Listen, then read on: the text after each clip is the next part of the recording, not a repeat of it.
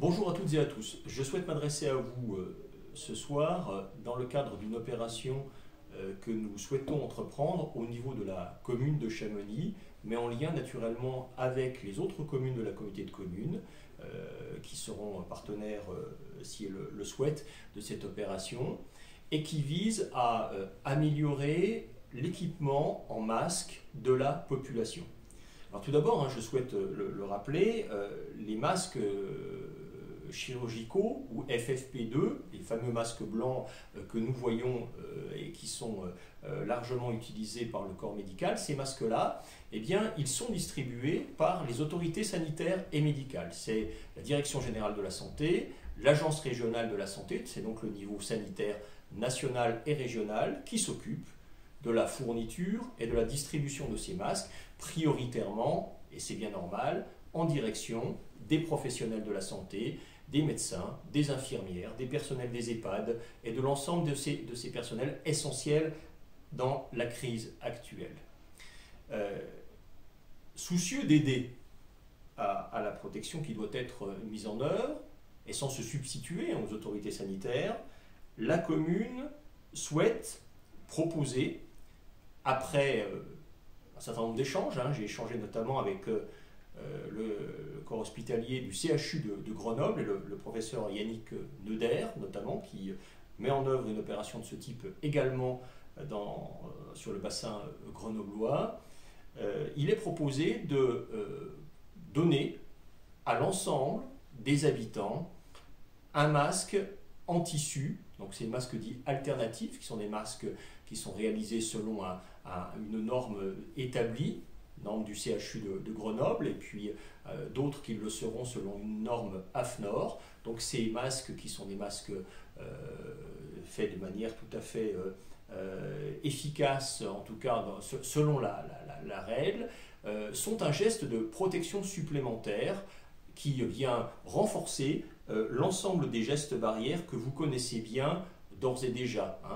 Le gel hydroalcoolique, le fait de ne pas de tousser dans sa manche et de se laver régulièrement les mains. L'ensemble de ces gestes barrières-là, évidemment, doivent être maintenus, tout comme le confinement. Mais en plus, lorsque, par exemple, vous avez à sortir pour faire des courses, il est utile, pour éviter les projections qui peuvent être émises, de porter ce type de masque-là. C'est en tout cas la préconisation qui est faite par le CHU de Grenoble et par un certain nombre d'autres professionnels. J'ai vu que plusieurs collectivités se dirigeaient vers des propositions par rapport à ce masque et à une dotation en masque. Alors il s'agit nullement de l'imposer, mais il s'agit de mettre à disposition de la population et de toutes celles et ceux qui le souhaitent, ce masque qui pourra être utilisé, je le redis, d'une manière régulière puisqu'il est lavable, il est en fibre et il est lavable.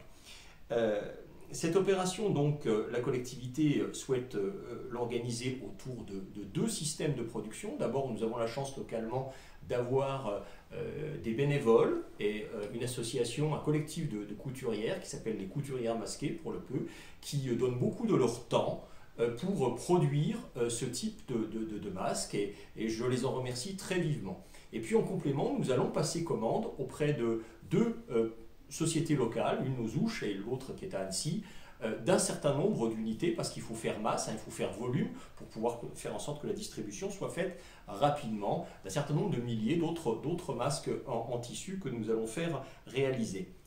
Les masques produits localement par nos bénévoles et ceux qui seront produits par ces deux sociétés devraient nous permettre, dans les semaines à venir, première livraison dans une quinzaine de jours, et puis ensuite ça s'échelonnera, de doter chaque habitant d'un masque en tissu qui pourra donc lui servir quand il n'a pas le choix et qu'il doit nécessairement sortir, par exemple, pour un motif de déplacement professionnel ou bien pour faire des courses.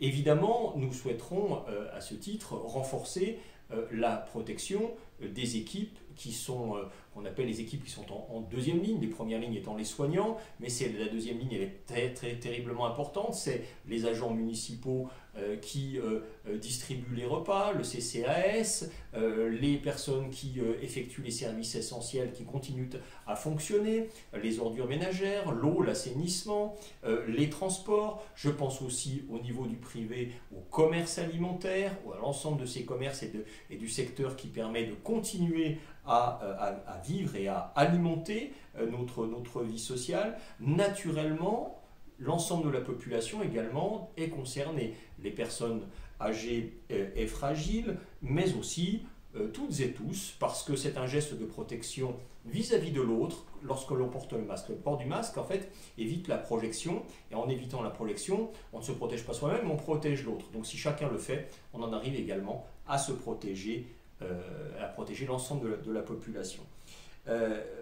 La distribution donc, pourra être effectuée sur la base d'un envoi de courrier que nous allons réaliser dans les prochains jours et qui vous permettra de répondre en exprimant votre demande, votre commande, et puis ensuite une distribution, soit par les associations de village, soit par des bénévoles qui se sont proposés à cet effet. Voilà ce que je souhaitais vous dire. C'est un geste supplémentaire.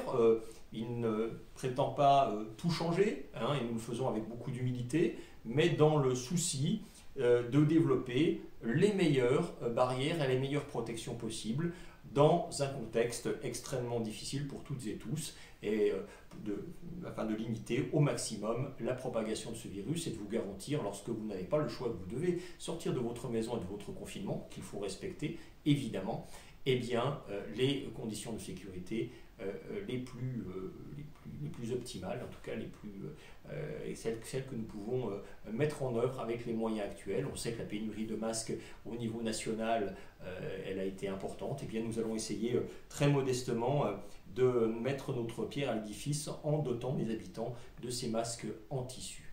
Merci beaucoup pour votre écoute et pour votre participation à cette opération. La solidarité, l'esprit de communauté qui se dessine autour d'initiatives de ce type sont pour nous extrêmement importants.